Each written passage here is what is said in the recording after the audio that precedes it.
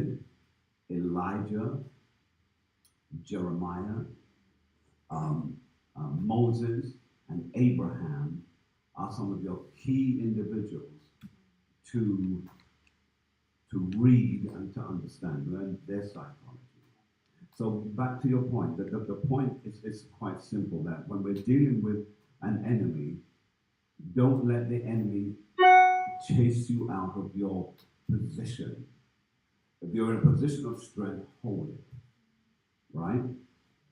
Now, I feel like I want to go on something else, but I'm going to stop there. Was there any other point that anybody else has?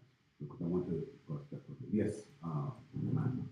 You just answered a question I've had on my mind for so long about David and his stuff. I often wonder, why did he choose smooth stuff?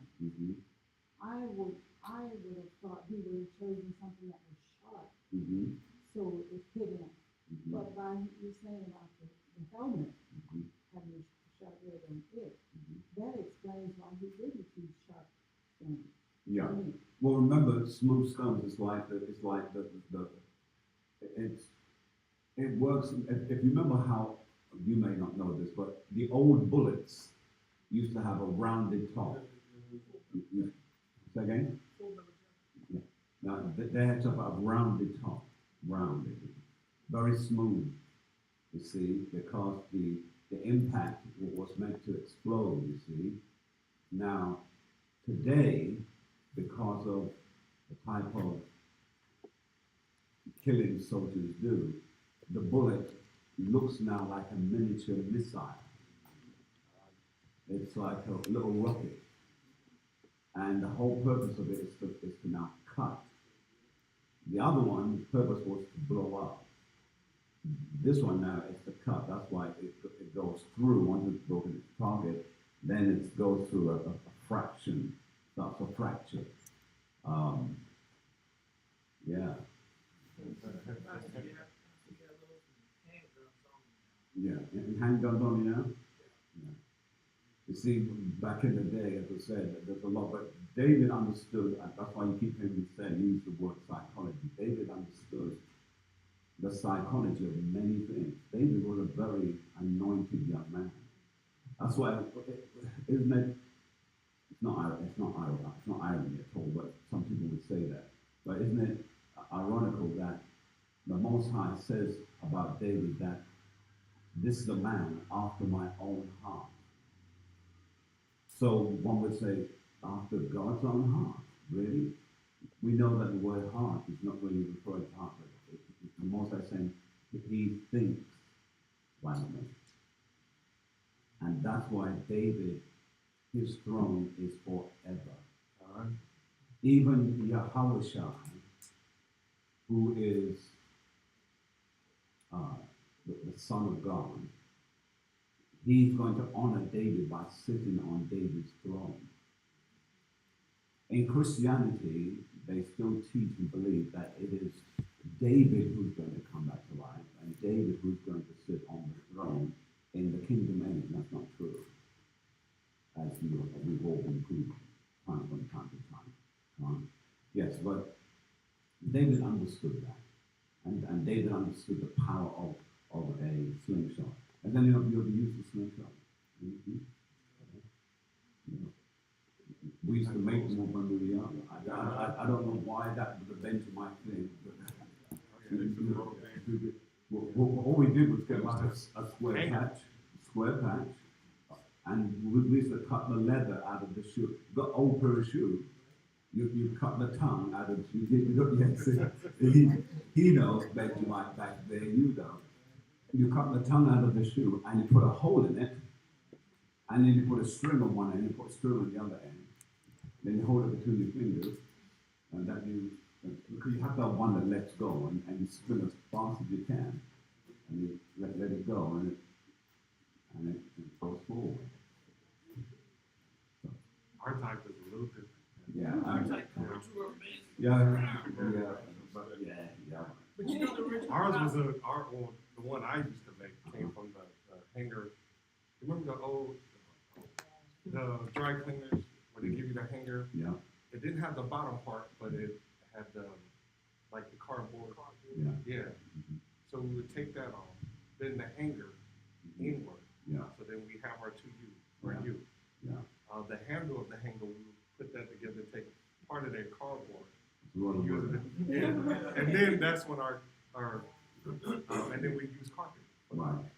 You know, but I mean, still ingenuity. But it's one of the most effective weapons. Because remember, when you read the scriptures, it says they could split a branch from easily 100 yards. Yeah. Split the branch. See the branch and split it in half. You see, so you can see that it is a handy tool in that regard. Now, brothers and sisters, let me just quickly give a disclaimer. I'm going to go into some teaching in just a moment.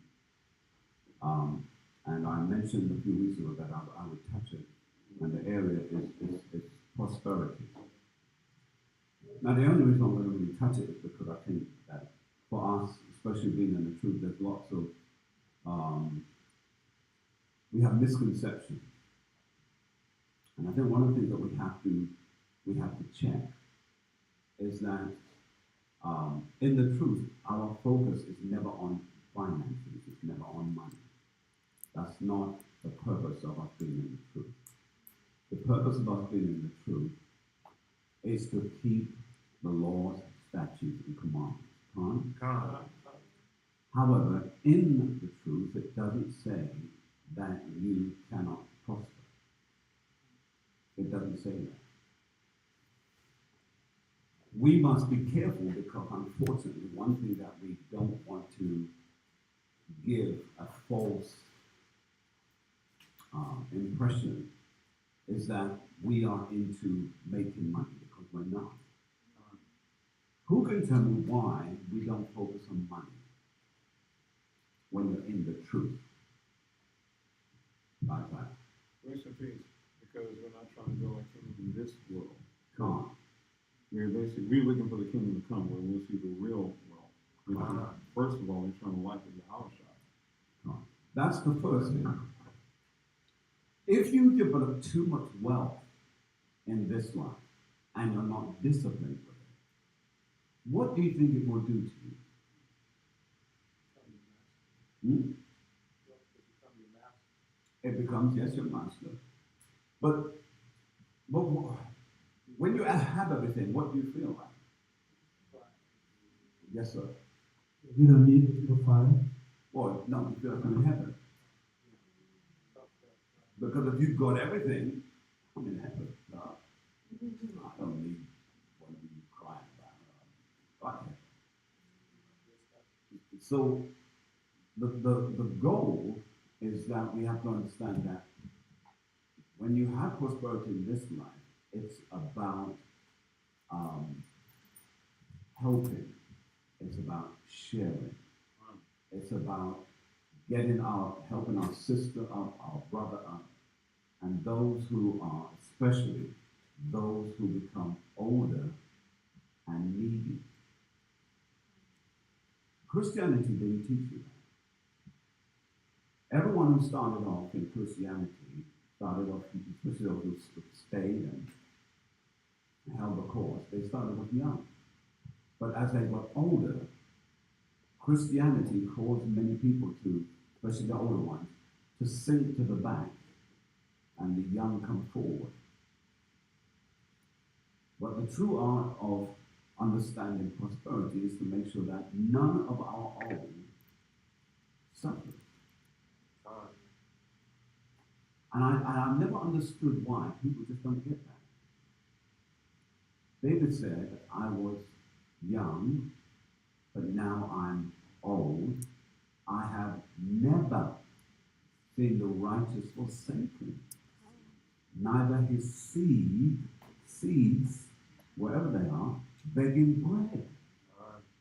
This is what I don't want to see. I don't want to see those that are among us reach senior ages where they are uncontactable, number one. Number two, they are financially struggling and we don't know nothing about it.